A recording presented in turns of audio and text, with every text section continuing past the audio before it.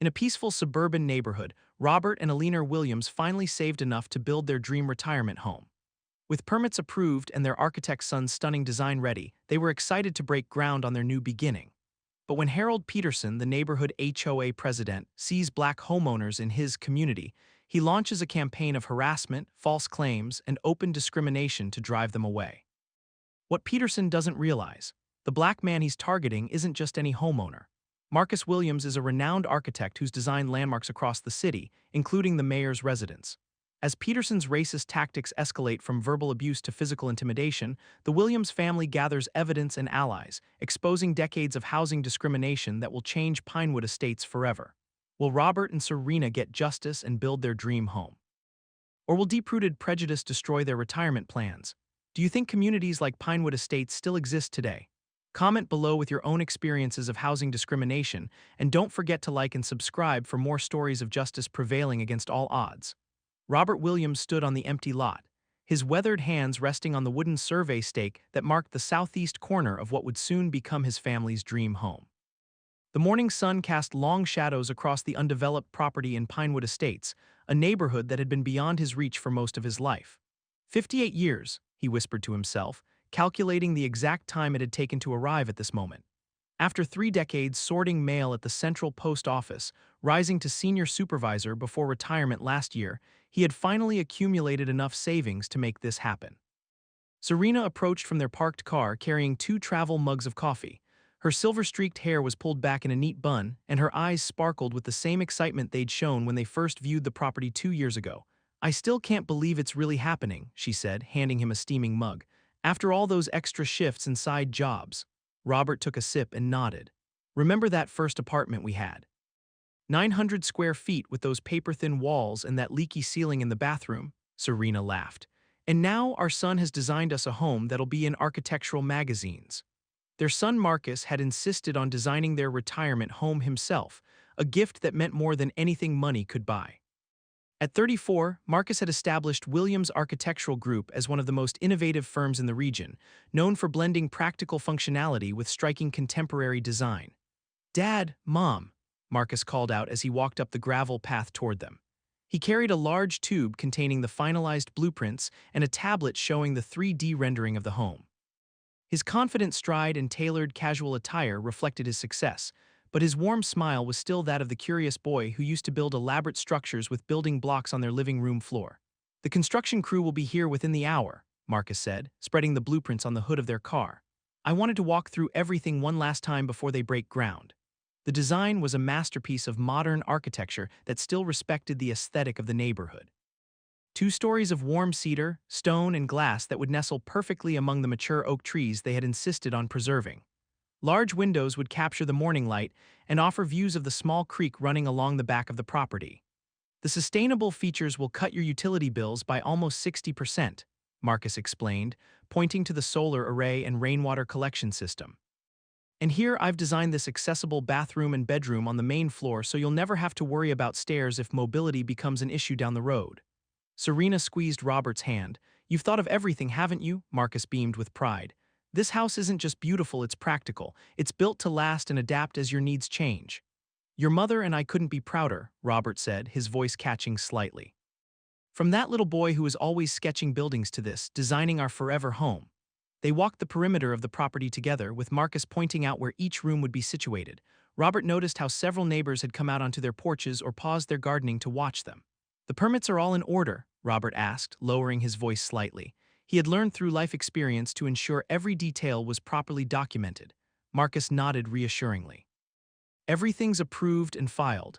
Electrical, plumbing, environmental impact were fully compliant with both city codes and HOA regulations. I've made sure of it." Serena took a deep breath of the fresh morning air. "I can already imagine having our Sunday family dinners here, watching the grandkids running around that big oak tree." "Speaking of family," Marcus said, checking his watch, "Ayana and the kids are planning to come by this afternoon to see the groundbreaking. She's bringing a little celebration picnic." The sound of construction vehicles approaching pulled their attention to the street. The foreman's truck led a small procession that included an excavator and several material delivery vehicles. "This is it," Robert said, standing a little straighter.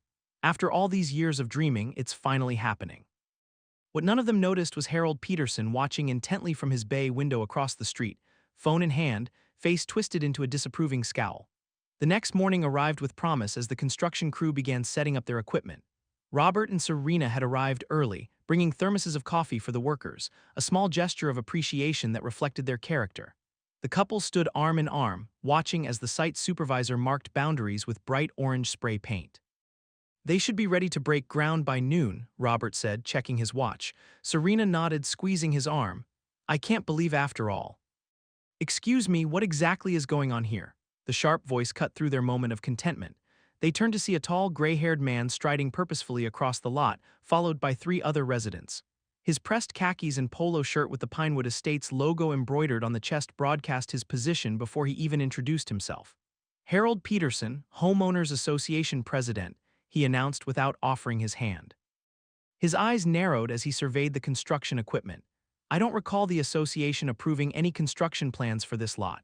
Robert straightened his posture. Good morning, Mr. Peterson. I'm Robert Williams and this is my wife Serena. We purchased this lot 2 years ago and received all necessary approvals last month. Our construction permits are in order. Peterson's gaze flicked between them, his expression tightening. Well, that's interesting because the HOA has final approval on all architectural plans, and I certainly haven't seen anything cross my desk. Serena stepped forward, maintaining her composure. Our son submitted everything to the HOA committee 6 months ago. We have confirmation of approval dated March 15th. Your son? Peterson's eyebrows raised slightly. And what qualifications does he have to design a home in Pinewood Estates? Robert felt his jaw tighten, but kept his voice level. Marcus Williams is the principal architect at Williams Architectural Group.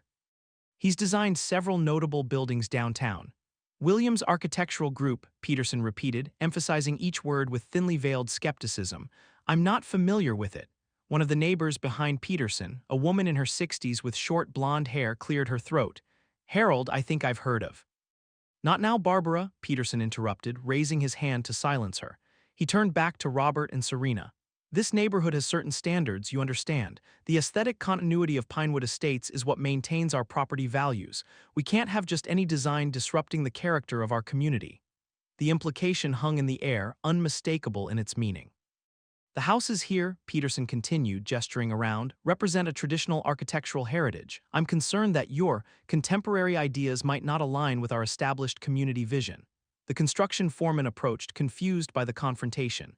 Is there a problem here? We're scheduled to break ground within the hour. Peterson turned to him with an air of authority. I'm afraid there's been a misunderstanding. As HOA president, I need to review and approve any construction plans, and I haven't seen these plans. Robert reached into his car and retrieved a folder containing all their documentation. Here are copies of all approvals, including the HOA committee sign-off from March. You'll notice all 7 committee members signed, including your vice president, Mrs. Richardson. Peterson barely glanced at the papers. These will need to be verified. Meantime, I suggest you halt operations until we can sort this out properly. There's nothing to sort out, Robert said firmly. We followed every regulation and requirement. Well, Peterson replied, his voice dripping with condescension, there are written requirements and then there are community expectations. Frankly, I'm concerned about how your project might affect neighboring property values. The implication was clear as glass. Serena stepped forward, her voice calm but firm. Mr. Peterson, are you suggesting that our presence would somehow devalue this neighborhood? Peterson backpedaled slightly, aware of the watching construction crew. I'm simply concerned about architectural consistency. Perhaps you'd be more comfortable in Westridge or Meadowbrook. Those neighborhoods have more diverse architectural styles. Both areas were predominantly black neighborhoods with lower property values. Robert felt his blood pressure rising but maintained his dignified composure.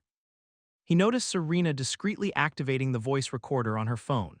Mr. Peterson, Robert said evenly, we've purchased this lot legally, obtained all required permits and approvals, and we intend to build our retirement home here. If you have specific concerns about our architectural plans, I suggest you review the documentation we've already submitted to the HOA committee. Peterson's face flushed slightly. Well, I'll certainly be discussing this with the committee. In the meantime, I would advise you to reconsider whether Pinewood Estates is really the right fit for your family. As Peterson turned to leave, he added loudly enough for everyone to hear, this neighborhood has certain traditions and standards that have served us well for generations. We intend to preserve them. The construction foreman looked uncomfortably between Peterson and the Williams family. Do you want us to continue setup? Robert nodded firmly. Yes. We have every legal right to be here. As Peterson and his followers retreated, Serena squeezed Robert's hand. "It's just beginning, isn't it?" Robert nodded grimly. "Yes, but so is our dream home, and nothing's going to stop that now." The following week unfolded like a meticulously orchestrated campaign against the Williams family. By Wednesday morning, Robert arrived at the construction site to find an official-looking notice taped to their permit display board. "Construction violation review pending," the bold red letters announced.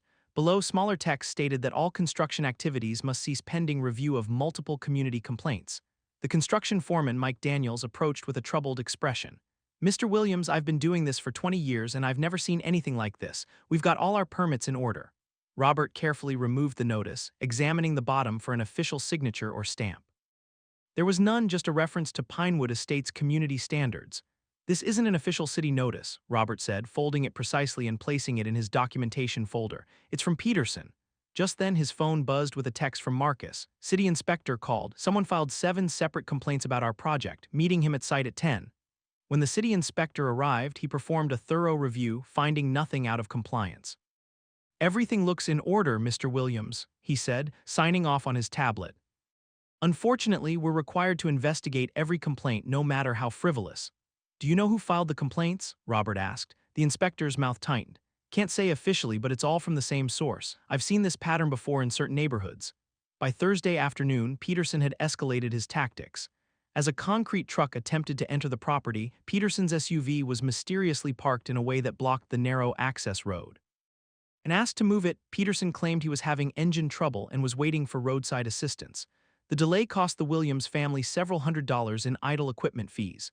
On Friday, Robert and Serena arrived to find a group of residents gathered near their property, led by Peterson. They held handmade signs with messages like "Preserve Pinewood's character" and "No modern EYSORS."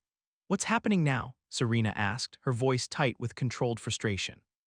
"A spontaneous community expression of concern," Peterson announced loudly as they approached. "The residents don't want radical architectural departures ruining our neighborhood aesthetic." Robert noticed that most protesters looked uncomfortable, as if they'd been pressured to participate. One woman lowered her sign when she made eye contact with Serena. "Mr. Peterson," Robert said calmly, "you haven't even seen the finalized architectural plans."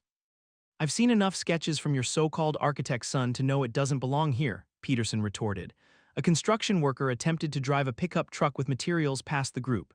Peterson and 2 others stepped directly into its path, forcing the driver to brake suddenly. "You can't block access to our property," Robert said, his voice firm but controlled. "That's trespassing and interference with lawful construction." "We're simply exercising our right to peaceful assembly on public property," Peterson replied smugly. "The road is public." Serena quietly filmed the entire interaction on her phone while Robert called the local police.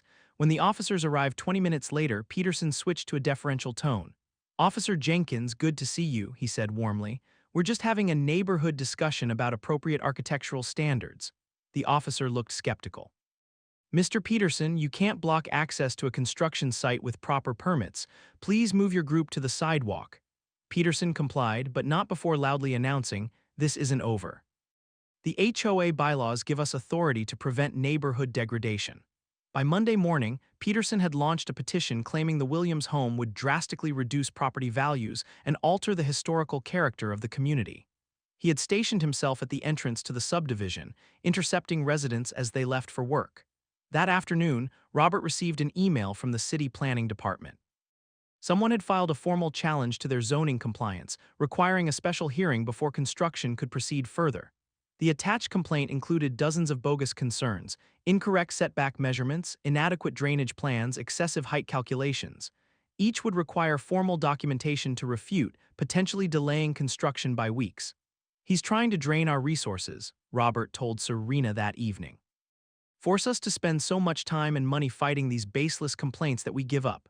"We won't give up," Serena said firmly. The final straw came on Tuesday. Robert arrived at the site to find Peterson and the HOA vice president in a heated argument. "You can't do this, Harold," the vice president was saying. "The board approved their plans months ago. You're acting without authority." "I'm protecting this community," Peterson replied coldly. "You'll thank me when their property doesn't tank your home value." When Peterson spotted Robert, he marched over aggressively. "You people need to understand you're not welcome here." "What did you just say?" Robert asked quietly. I said, Peterson repeated, his voice rising, that you people need to find somewhere else to live. This is a respectable neighborhood with standards. We don't want your kind changing the character of our community. Several construction workers had stopped to witness the confrontation. Peterson, emboldened by what he perceived as support for his position, continued his tirade. I've lived in Pinewood Estates for 30 years, and I'll be damned if I let you turn it into some kind of ghetto with your modern monstrosity of a house. Robert maintained his composure, even as Peterson's face reddened with each hateful word. Serena continued recording discreetly from their car. Mr. Peterson, Robert said calmly when Peterson finally paused for breath, every word you've just said has been documented. Your discrimination is not only morally reprehensible but legally actionable. Peterson's expression faltered momentarily before hardening again. You can't prove anything. It's your word against mine. Robert gestured toward the construction workers, several of whom nodded in solidarity. There are plenty of witnesses, and my wife has been recording your behavior from day one. Peterson's face drained of color. That's illegal. You can't record me without consent.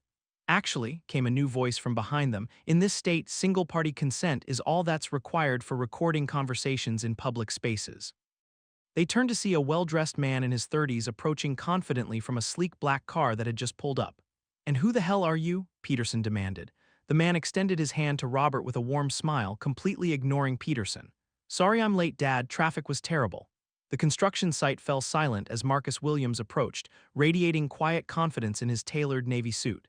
His presence immediately shifted the dynamics of the confrontation. Marcus Williams, he said, addressing Peterson directly now, principal architect and founder of Williams Architectural Group. Peterson's eyes narrowed as he processed this information. You're their son, the supposed architect. Not supposed, Marcus corrected calmly. I am the architect of record for this project, as clearly indicated on all submitted plans and permits. Marcus turned to the construction foreman. Mike, let's proceed with the foundation work as scheduled. The city inspector has already cleared all concerns. Peterson stepped forward. Now wait just a minute. The HOA hasn't given final approval for. Actually, Mr. Peterson, Marcus interrupted, pulling out a tablet, I have documentation of HOA approval dated March 15th, signed by all 7 committee members. Would you like to see it? Peterson faltered momentarily. Those were preliminary approvals. The final designs require. The bylaws indicate that once approved, only material changes require resubmission, Marcus countered. Our plans haven't changed since approval. A small crowd of neighbors had gathered at the commotion. Among them was Barbara, the woman who had tried to speak earlier. She stepped forward. Harold, isn't this the architect who designed the new Westside Community Center? I recognize him from the dedication ceremony last year. Marcus smiled politely. That's correct. Our firm was honored to design that project. A murmur spread through the gathering crowd. The Westside Community Center was a celebrated addition to the city, featured in several architectural magazines for its innovative design that honored the area's civil rights history. And didn't your firm also design the expansion to the Natural History Museum? Asked another neighbor, his tone suddenly respectful. Yes, Marcus replied, along with the mayor's residence renovation and the new library branch downtown. Peterson's face reddened as he realized the shifting dynamics. That doesn't change the fact that your design doesn't fit our neighborhood aesthetic. Marcus opened his tablet and displayed a 3D rendering of the proposed home. I specifically designed this residence to complement the existing architectural elements of Pinewood Estates while incorporating modern sustainability features.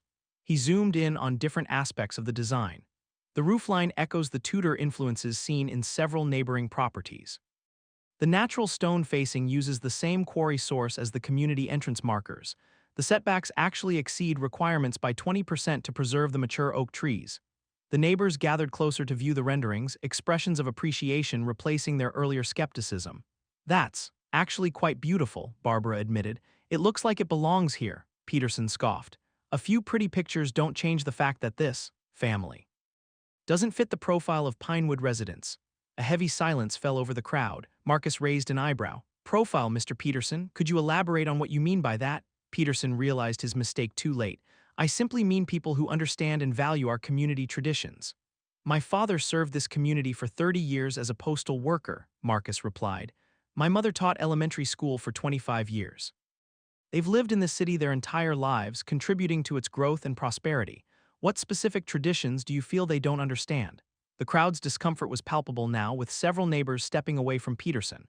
Marcus continued, his voice measured but firm. Or perhaps you're referring to the tradition of racial exclusion that Pinewood Estates was known for until the Fair Housing Lawsuit of 1988. Peterson's face went pale. That's ancient history. How dare you? I researched the neighborhood thoroughly before designing my parents' retirement home, Marcus explained, including the covenant restrictions that originally prohibited sale to black families until they were struck down by federal law. Is that the character you're trying to preserve, Mr. Peterson? The HOA vice president stepped forward. Harold, this has gone too far. The Williams family has every right to build here with their approved plans. Their property will destroy our values, Peterson insisted desperately. Actually, Marcus replied, producing another document, I commissioned an independent real estate analysis.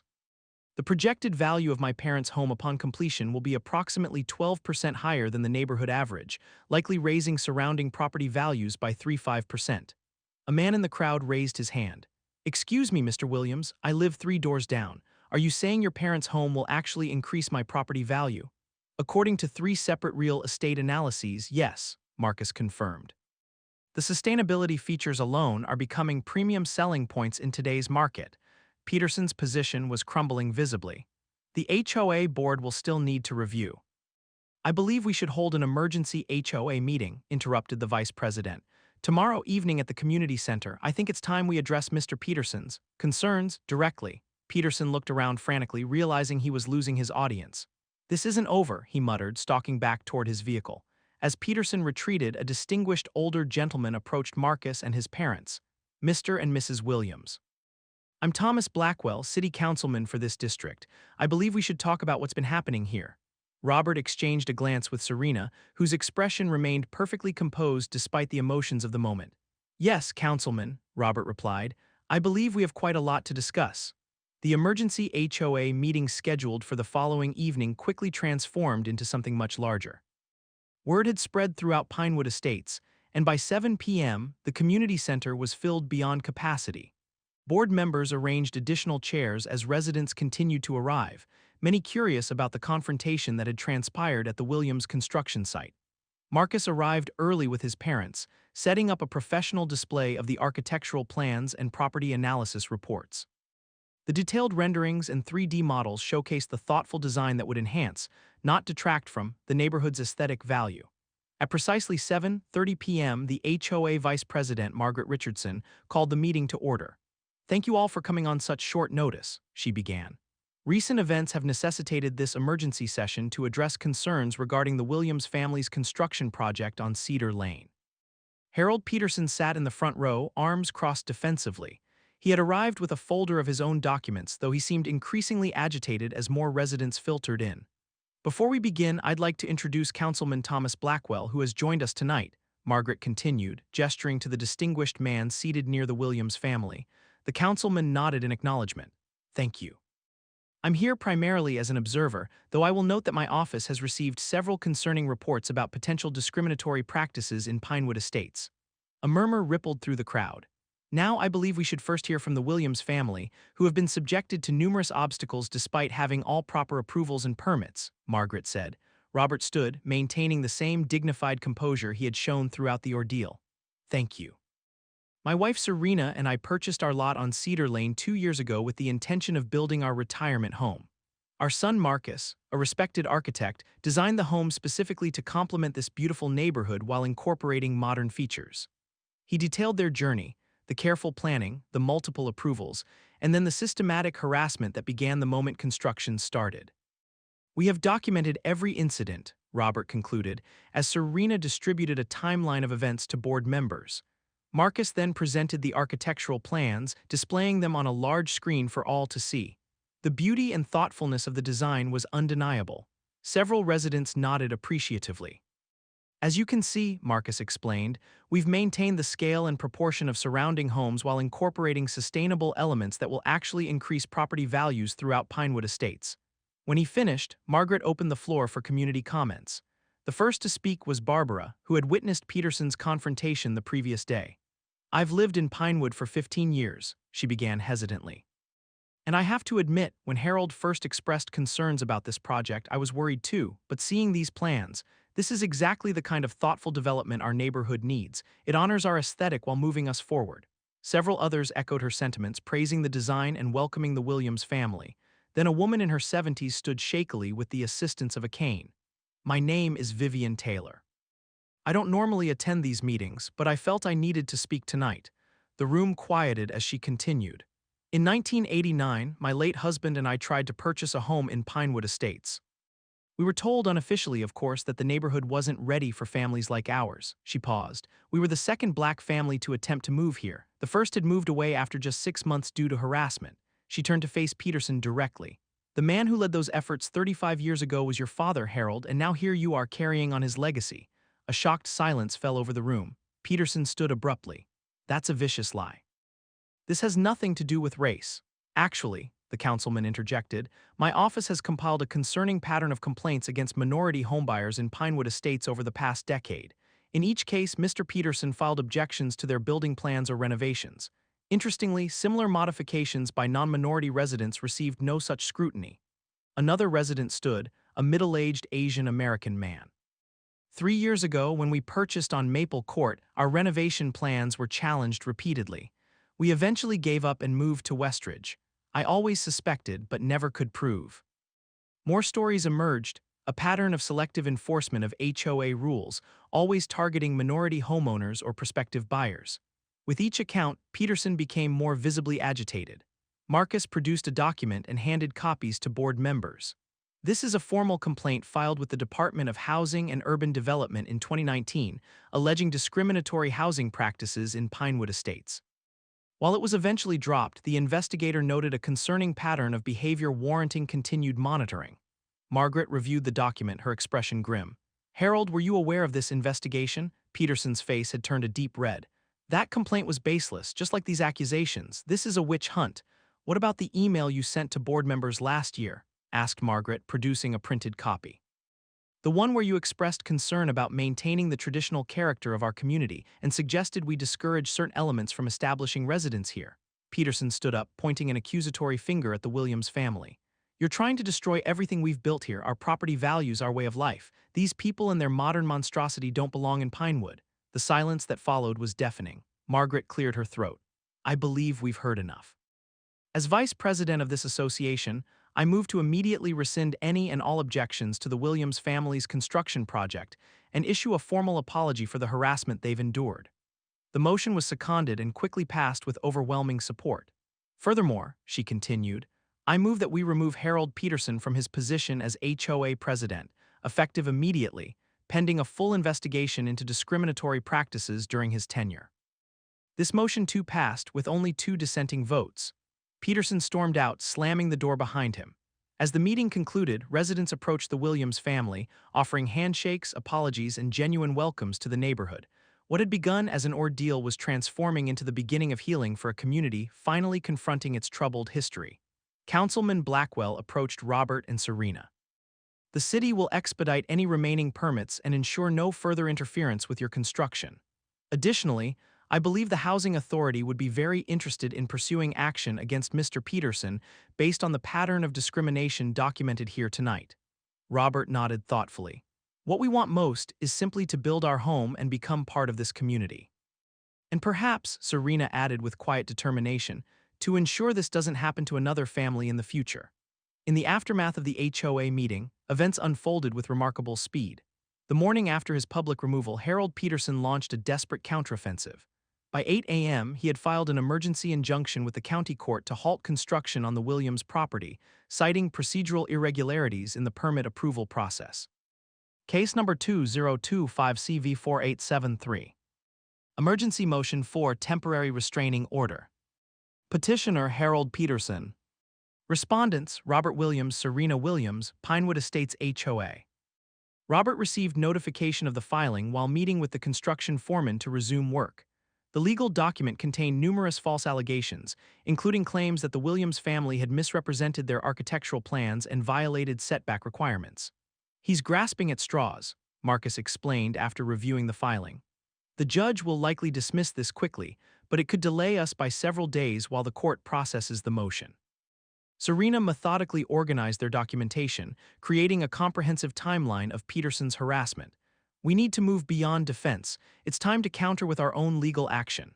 Their opportunity came unexpectedly that afternoon when Councilman Blackwell called with significant news.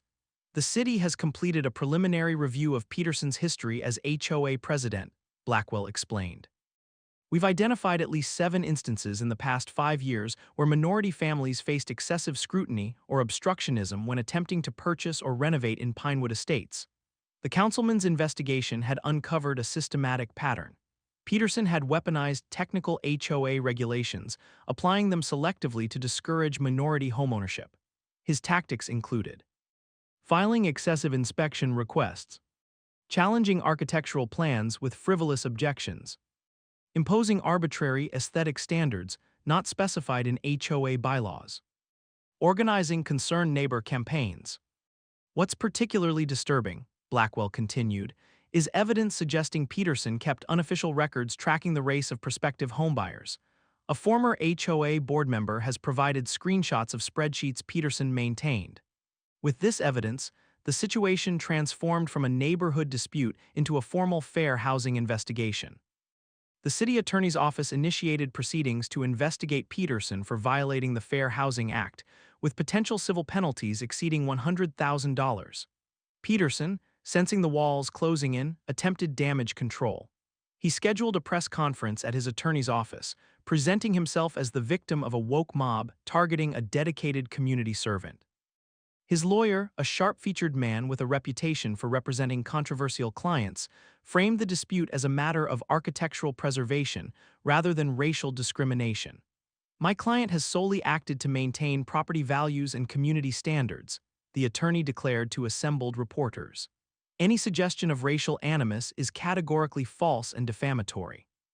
The press conference backfired spectacularly when a reporter from the city's leading newspaper presented Peterson with his own emails, obtained through a public records request. In one particularly damning message, Peterson had written to a realtor friend, "We need to be strategic about who we allow into Pinewood. Some elements simply don't understand our standards and traditions." When confronted with his own words, Peterson abruptly ended the press conference.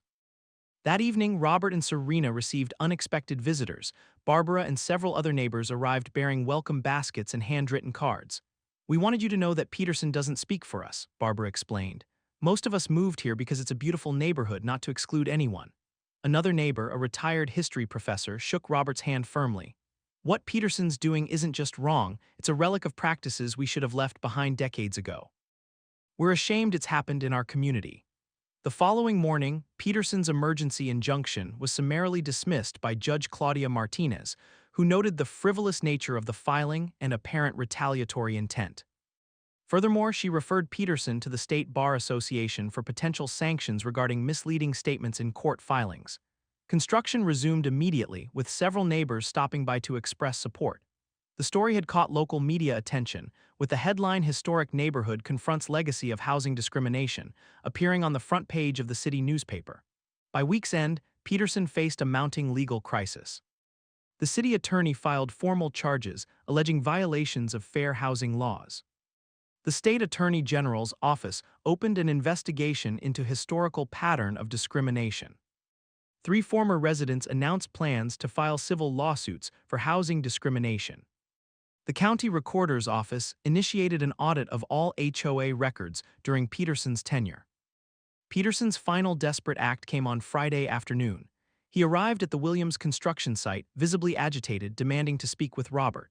When informed that Robert wasn't present, Peterson launched into a tirade, shouting that the Williams family had destroyed his reputation and ruined his life. Several construction workers recorded the outburst on their phones as Peterson made vague threats about making them sorry. When the foreman contacted police, Peterson left hastily, but the damage was done. The responding officers took statements and video evidence, resulting in a harassment complaint being filed. That evening, as Robert and Serena reviewed security camera footage of Peterson's outburst with the police, Marcus received a call from an unexpected source, Peterson's adult daughter. "I want to apologize for my father's behavior," she said, her voice tight with emotion. "What he's doing is inexcusable, and it doesn't represent who we all are. My father needs help, not a platform." She revealed that Peterson had displayed increasingly erratic behavior in recent years, becoming obsessed with preserving the neighborhood against perceived threats. Family members had tried to intervene without success. "This isn't just about your family," she concluded. It's about confronting decades of discrimination that many pretended didn't exist. Whatever happens next, please know some of us are trying to make things right. By Monday morning, facing mounting legal challenges and abandoned by allies, Peterson listed his home for sale.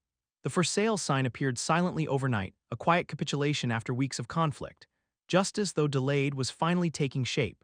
The transformation of Cedar Lane unfolded gradually over the next 6 months, marking a profound shift in Pinewood Estate's character and culture. Construction on the Williams home progressed without further interference, each milestone becoming a community celebration rather than a point of contention. By early autumn, the structure stood complete, a harmonious blend of contemporary design and traditional elements that honored the neighborhood's architectural heritage while embracing modern sustainability principles. Solar panels nestled discreetly on the south-facing roof surfaces, rainwater collection systems integrated seamlessly with the landscaping, and the preserved oak trees cast dappled shadows across the natural stone facade. Community transformation. The impact extended far beyond a single property. The Williams case had triggered a neighborhood-wide reckoning with its troubled history of exclusion. The new HOA leadership, headed by Margaret Richardson, implemented comprehensive reforms. 1. Established transparent architectural review processes with objective criteria. 2. Created a community welcome committee for all new residents. 3. Removed outdated and potentially discriminatory language from HOA bylaws. 4. Instituted mandatory fair housing training for all board members. What began as one family's struggle for justice has catalyzed meaningful change throughout Pinewood Estates, Margaret noted during the community's fall festival, which was being held on the Williams property, a first in the neighborhood's history. Legal consequences. The legal aftermath for Harold Peterson proved substantial.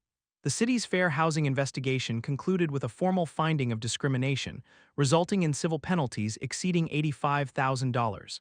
$3 separate lawsuits from former residents reached settlements, though the terms remained confidential.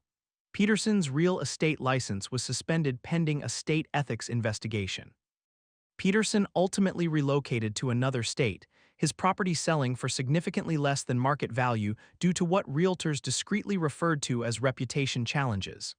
The irony that his own actions had created the property value decline he had feared was not lost on Pinewood residents. The Williams legacy. For Robert and Serena, their new home represented more than just a retirement dream fulfilled. It became a symbol of resilience, dignity, and positive change. Their Sunday family gatherings expanded to include neighbors, creating new community bonds. "We never intended to become activists," Serena reflected during an interview with the city newspaper. "We simply wanted to build our forever home. But sometimes standing your ground peacefully is the most powerful form of activism." Marcus's architectural firm experienced unexpected benefits from the publicity surrounding the case. Requests for sustainable residential designs increased dramatically, with many clients specifically citing the Williams home as their inspiration. His firm established a pro bono program offering design services to minority families facing similar barriers in historically exclusive neighborhoods. The foundation. Perhaps the most significant development came 3 months after the Williams family moved into their new home. Robert and Serena announced the establishment of the Pinewood Housing Justice Foundation, funded initially through donations and a substantial contribution from Marcus's architectural firm. The foundation's mission encompassed 3 primary objectives. 1. Providing legal support to families facing housing discrimination. 2. Funding architectural scholarships for minority students. 3. Facilitating community dialogues about housing equity and inclusion. "We wanted to transform our experience into something that would help others," Robert explained during the foundation's launch event hosted in their sunlit living room. "This isn't just about building houses, it's about building communities where everyone belongs." Full circle. The true measure of change became evident almost exactly 1 year after construction began. A young black family purchased Peterson's former home, renovating it with designs created by Marcus's firm. Their welcome reception, attended by virtually every Pinewood resident, symbolized the community's transformation. Barbara, now serving on the foundation's board, observed the gathering with satisfaction. "A year ago, we were a neighborhood divided by fear and prejudice. Today, we're celebrating our diversity and growing stronger because of it." As twilight fell on that celebration, Robert and Serena stood on their back porch, overlooking the creek that had first drawn them to this property. The lights from neighboring homes glowed warmly through the trees, Did you ever imagine it would turn out this way? Serena asked, leaning against her husband's shoulder. Robert smiled, watching their grandchildren playing tag with the neighbor children on the lawn. Not exactly like this. But I always believed justice would find its way, even if we had to help it along. In the distance, the community center that Marcus had designed years earlier was visible, its lights glowing against the darkening sky, a fitting symmetry to their journey. The foundation we built here isn't just concrete and steel, Robert said quietly. It's something much stronger and more lasting. Serena nodded, understanding the deeper truth in his words. A foundation for the future.